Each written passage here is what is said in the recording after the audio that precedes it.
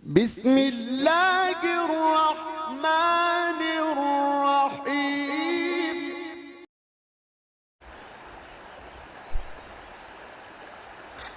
Assalamualaikum warahmatullahi wabarakatuh. Tuan-tuan, saudara-saudara, ibu-ibu dan bapak-bapak yang sudi mendengarkan keterangan agama yang saya berikan di dalam kaset ini. Moga-moga Tuhan melimpahkan, mengurniakan rahmat dan nikmat-Nya kepada kita semuanya. Saya akan membicarakan suatu ayat yang bertemu di dalam surat Al-Baqarah. Bunyinya, Allahu waliyul ladzina amanu yukhrijuhum minadh-dhulumati ilan nur wal ladzina kafaru awliya'uhumut taghut yukhrijunahum minan nuri ila dhulumat. Artinya, Allah adalah menjadi pemimpin bagi orang-orang yang beriman, orang yang mempunyai kepercayaan yang teguh. Dan Allah, apabila orang itu telah betul-betul menganggap Allah menjadi pemimpinnya, Allah pun menjamin mengeluarkannya daripada gelap gulita kepada terang benderang. Gelap gulita kebodohan kepada kecerdasan.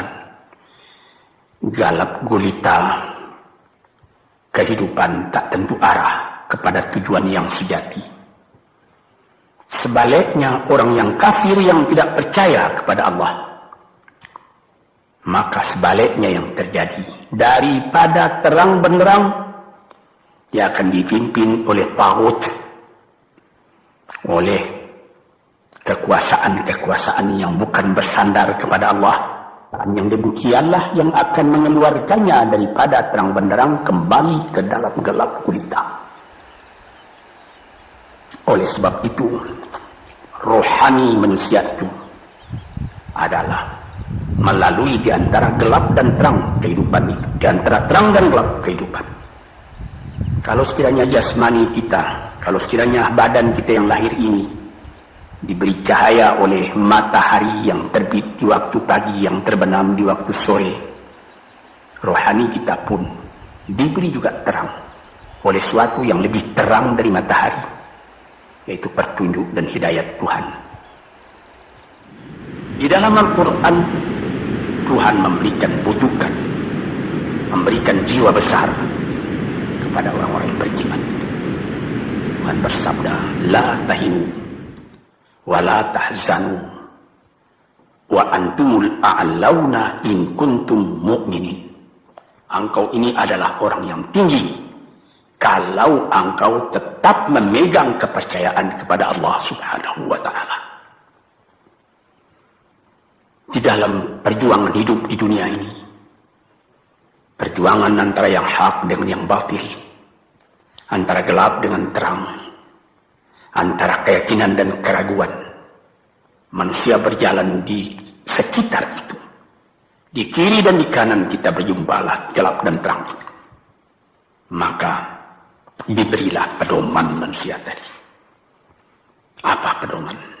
Walaupun bagaimana hebatnya, geloranya, tofannya, alim bubunya, ombaknya dan gelombangnya kehidupan itu, manusia mesti teguh berpegang kepada iman.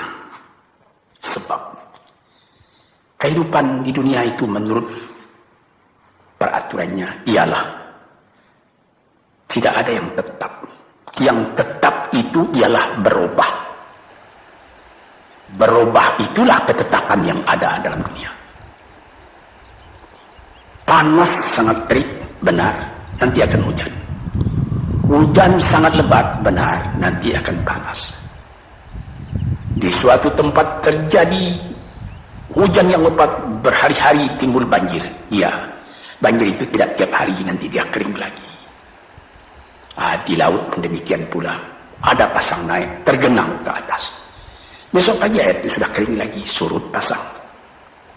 Begitulah kehidupan di dunia itu. Itu harus kita yakini supaya kita jangan terombang ambing dalam kehidupan itu. Kalau kita sudah mulai terumbang-ambing, tahu-tahu walaupun bagaimana terangnya hari, gelap timbul dalam jiwa kita sendiri. Walaupun panas terik, kita berhujan. Hujan oleh keingat kita sendiri. Jadi yang penting di sini menjaga hati itu. Sampai Rasulullah Nabi kita Muhammad SAW, inna fil jasadi mudghatan, di dalam tubuh manusia itu ada suatu bekuan darah. Idza salahat salahal jasadu kulluhu wa idza fasadat fasadal jasadu kulluhu. Kalau ini segumpal daging baik, seluruh badan jadi baik. Kalau dia rusak, seluruh badan jadi rusak. Apakah itu? Hati. Hati. Kendali terletak dalam hati kita.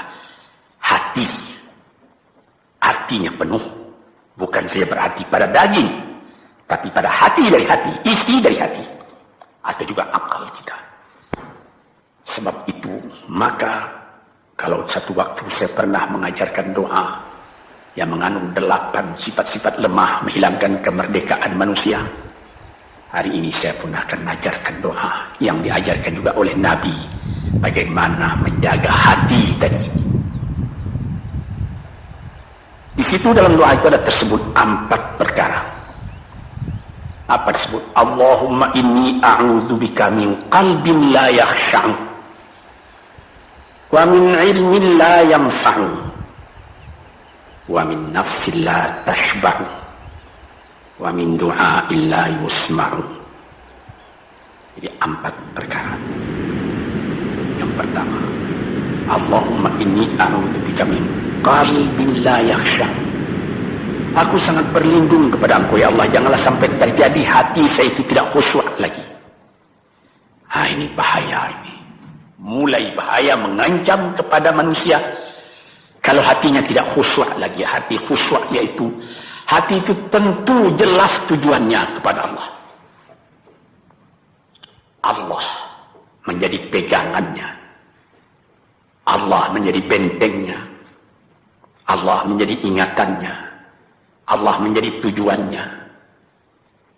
Dan kepada Allah dia kalau sembahyang menghadapkan diri, menghadapkan hati, maka permohonan kita yang pertama kepada Tuhan, ya Tuhanku, janganlah sampai hati saya ini tidak khusyuk lagi. Sebagai orang Islam, kita sembahyang 5 waktu. Di dalam Al-Quran dikatakan sembahyang itu ialah khusyuk, terpadu ingatan kepada Tuhan. Tapi kalau kita sudah, hati itu sudah mulai ditumbuhi penyakit, walaupun sembahyang mulai sejak Allahu Akbar, pikiran sudah menjalar kepada yang lain. Piutang belum menerima, utang belum terbayar, makanan belum masak, macam-macam lah yang teringat. Padahal kita dalam sembahyang. Ini apa arti sembahyang tadi lagi? Ini sudah mulai berbahaya ini. Banyak orang yang tidak meninggalkan sembahyang, tapi tidak ada bekas dari sembahyang itu kepada kehidupannya. Di dalam sembahyang kita baca inna salati wa nusuki wa mahyaya wa mamati lillahi rabbil alamin. Sesungguhnya sembahyangku dan ibadatku dan hidupku dan matiku sama sekali terserah kepada Allah. Ini dirasakan dalam hati, bukan cuma disebut di dalam mulut. Sebagaimana dikatakan, bukan jadi di servis sebagai seput tangan gosok-gosok mulut, bukan begitu. Yang dari hati. Kalau sudah dari hati yang khusyuk, ini berbekas kepada kehidupan. Aku tak takut menghadapi segala keadaan dalam hidup, sebab hatiku bertali dengan Tuhan. Dari Tuhan aku datang, kepada Tuhan aku akan kembali. Ini namanya hati yang khusyuk. Tapi kalau sekiranya bacaan tetap fasih, tapi tidak ada lagi dari hati, melainkan rutin saja, mayang 5 waktu sehari semalam, tapi tidak merubah kepada perangai, tandanya sembahyang tadi tidak khusyuk. Ini yang pertama kita minta kepada Tuhan. Janganlah sampai kita mempunyai hati yang tidak khusyuk, hati yang tidak teringat kepada Allah. Kalau hati tidak ingat lagi kepada Allah, maka segala pekerjaan yang terlarang sudah ringan saja kita mengerjakan. Menipu, berdusta, membujuk orang lain mengerjakan perbuatan yang salah, mencela, memaki, itu karena tidak ingat kepada Allah, cuma ingat kepada diri sendiri saja. Ini yang pertama. Yang kedua dikatakan, wa min ilmin la yanfa', dan aku berlindung kepada Engkau ya Allah daripada ilmu yang tidak memberi manfaat. Padahal disebutkan oleh ahli-ahli, ilmu yang memberi manfaat itu membawa manusia kepada iman. Al-ilmu yad'u ilal iman, ilmu itu membawa manusia kepada iman. Sekarang sudah ilmu banyak, tapi tidak membawa kepada iman, melainkan membawa kepada celaka. Sudah maju kepandaian orang, ilmu, pengetahuan orang, teknologi orang, sains orang, knowledge orang, dan segala macamnya. Tapi tidak ada manfaatnya kepada manusia. Cuma bahaya karena ilmu tadi yang datang kepada manusia. Sebagaimana ilmu manusia di abad ke-20 yang sangat penting, yaitu tentang tenaga atom. Maka timbullah bom atom, bom hidrogen, nuklir, sehingga manusia diancam sekarang ini oleh bahaya atom itu di mana-mana.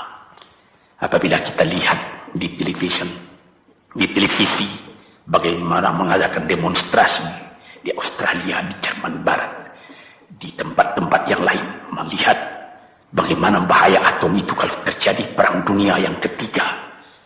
Ya Rabbi ya Karim, bom atom yang jatuh di Hiroshima itu belum ada artinya dibandingkan dengan bom yang sekarang, yang sedang disimpan oleh kerajaan-kerajaan, oleh negara-negara besar untuk menghancurkan. Nah, ini ilmu ini. Tetapi ilmu yang membawa bahaya, bukan saja tidak memberi manfaat, bahkan memberi bahaya. Di sini terasa oleh kita bahwa ilmu yang ada itu pun mesti dikembalikan atau dikendalikan oleh iman.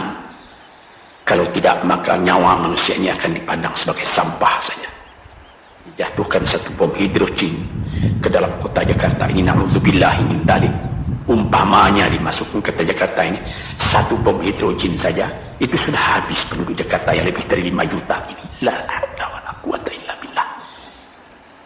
Ini minta kepada Tuhan, ya Allah, majulah ilmu manusia, majulah teknologi manusia, tetapi jangan hendaknya kemajuan itu membawa kepada bahaya. Jangan ilmu pengetahuan itu membawa kepada yang tidak memberi manfaat. Ini doa yang kedua kepada Allah, Tuhan sarwa sekalian alam.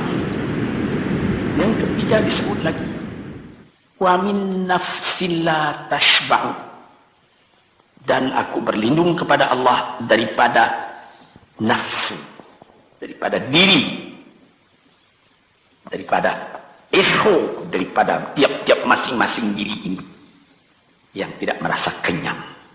Ini juga bahaya besar. Inilah yang menimbulkan penjajahan di dunia. Inilah yang menimbulkan, disebut dalam bahasa Arab, al-ghazwul fikri, penjajahan. Sesudah perang dunia kedua sudah banyak negeri-negeri yang merdeka, tetapi sekarang timbul lagi penjajahan baru. Apa? Penjajahan fikiran. Sehingga bangsa yang merdeka tadi tidak merdeka lagi fikirannya. Dia merdeka di dalam meniru kepada bangsa yang lebih kuat. Itu namanya terjajah juga. Jadi tuan-tuan yang terhormat, apa pangkalnya ini?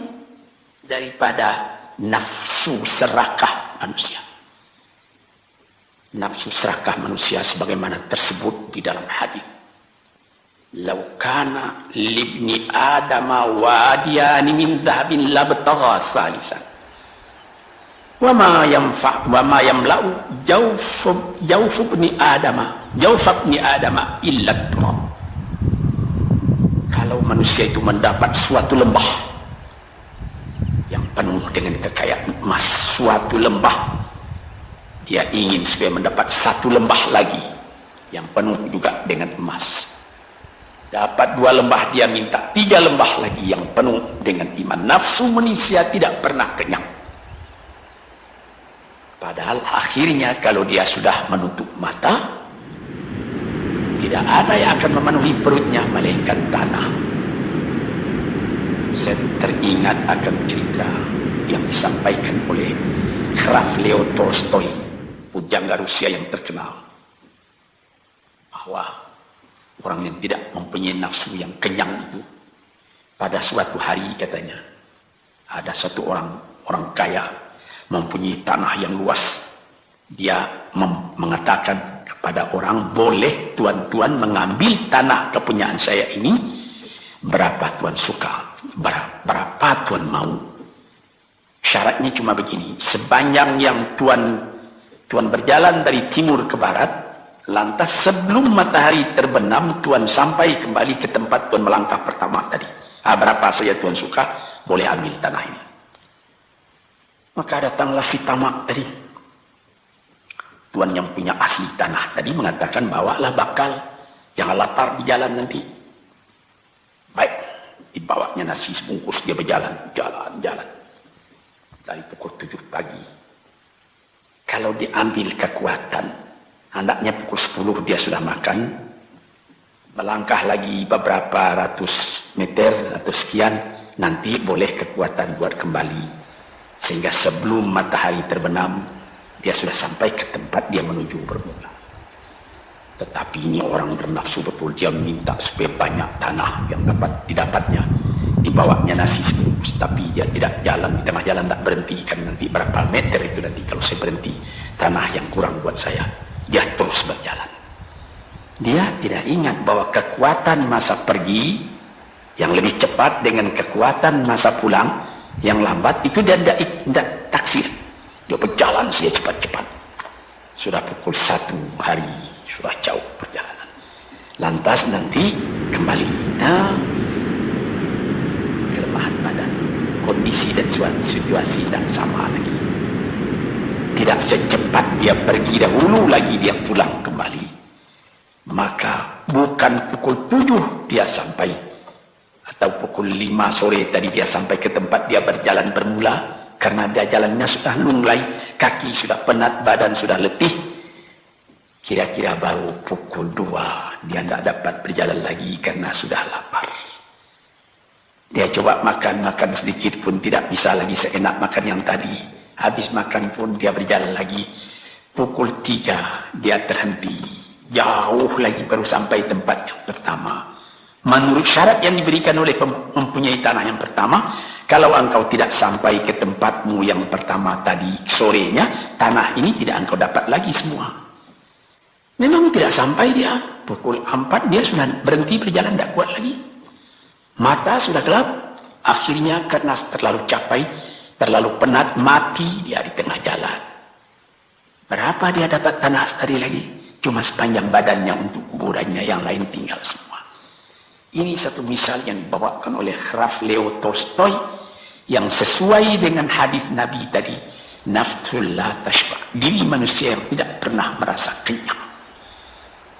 Kita berkehendak tidak berbatas, tapi tenaga kita sendiri berbatas. Ini kerap-kali tidak difikirkan oleh manusia. Dia punya angan-angan, dia punya macam teori yang dikeluarkan. Dia lupa bahwa nanti tenaganya itu akan terbatas karena sakit, karena lapar, karena tua. Sebagaimana pepatah dari nenek moyang kita, tanda-tanda dikirimkan lebih dulu bahwa kita tidak akan lama lagi di sini. Apa? Rambut, gigi, mata sudah mulai kabur. Uban sudah mulai bertabur. Gigi sudah mulai gugur. Kulit sudah mulai kendur. Kalau mata sudah kabur, uban sudah bertabur, gigi sudah gugur, kulit sudah kendur, sudah 4 perkara. Yang kelima ialah pintu kubur. Nah, ini kerap kali manusia lupa yang demikian. Sebab itu dikatakan, ya Tuhanku, janganlah sampai aku ditumbuhi oleh penyakit nafsu yang tidak mau kenyang-kenyang itu. Nah ini, kemudian itu timbul lagi doa yang keempat, disebutkan di situ, wa min du'a illa yusma. Ini lebih berbahaya lagi. Ini sudah puncak dari bahaya. Apa artinya? Dan aku berlindung kepada Engkau ya Allah daripada doa yang tidak didengar lagi. La ilaha illallah. Mendoa ya Allah, kasih aku ini, kasih aku kesempatan, tapi tidak didengar lagi. Tuan-tuan, para pendengar kaset yang tercinta, ada tersebut dalam hadis Nabi, wa malbasuhu haram, wa mashrabuhu haram, wa ghudhiya bil haram. Ya Rab, fana yustajab lah. Ash'asa, aghbara. Badan sudah penuh dengan kotoran, penuh debu. Yang munduk yadaihi ila sama, menadahkan tangan keduanya ke langit. Ya Rabbu, ya Tuhanku, tolong aku, ya Allah, bela aku. Padahal yang dimakan haram, yang diminum haram, dibesarkan dengan yang haram. Fana yustajabulah. Dengan jalan apa Allah Ta'ala akan mengabulkan doa itu? Badan kotor menghadap kepada yang bersih, meminta diberi kebersihan. Bagaimana caranya? Tuan-tuan yang terhormat, pernah dalam Quran Tuhan mengatakan, la yanzuru ilaihi wa la yukallimuhum Allah wa la yanzuru ilaihi. Allah tak mau mengajak dia bercakap dan Allah tidak memandang kepada dia. Saya sendiri dengan segala kerendahan hati mengatakan bagaimana beratnya kita bertemu dengan seorang orang besar, lalu dia mengulurkan tangan kepada kita, tapi mata kita tidak dilihatnya. Sengsara rasanya. Bagaimana dengan Tuhan kalau Tuhan tak mau melihat kita? Nah, sebab itu para pembaca, pendengar kaset yang tercinta, berdoalah kepada Tuhan supaya hati kita selalu terbuka. Jangan sampai kita mempunyai hati yang tidak khusyuk, ilmu yang tidak memberi manfaat, jiwa yang tidak pernah kenyang, dan doa yang tidak didengar. Ya Allah, dengarkan doa kami dan tunjukkan kepada kami jalan yang benar dan beri kami terang dalam kehidupan ini. Yang keempat ialah wa min du'a illa yusma. Dan aku berlindung kepada Engkau ya Allah, jangan sampai doaku tidak terdengar, tidak didengar oleh Tuhan. Sebagaimana kita tahu, doa itu adalah mukhul ibadah, tulang sumsum daripada ibadat kita sendiri kepada Tuhan. Segala perbuatan kita patrikan dengan doa, dengan harapan mudah-mudahan diizinkan oleh Allah, disampaikan maksud kita, macam-macam yang kita minta kepada Tuhan. Tapi kalau doa itu sudah tak diperdulikan lagi oleh Tuhan, apa celaka kita, apa daya kita, apa upaya kita? Di sini kita melihat apa sebab maka doa tidak didengar oleh Tuhan, tidak diperkenankan oleh Tuhan. Tentu saja bukan dari salah Tuhan, melainkan dari salah kita sendiri. Di dalam Al-Quran dikatakan, iyyaka na'budu wa iyyaka nasta'in. Al-Fatihah tersebut, kepada Engkaulah kami menyembah ya Allah, dan kepada Engkau kami minta tolong. Tapi dengan tidak sadar, kerap kali kita berbuat terbalik.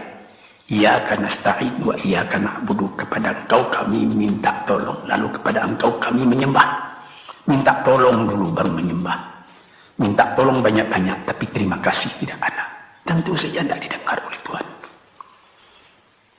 Di dalam satu hadis tersebut,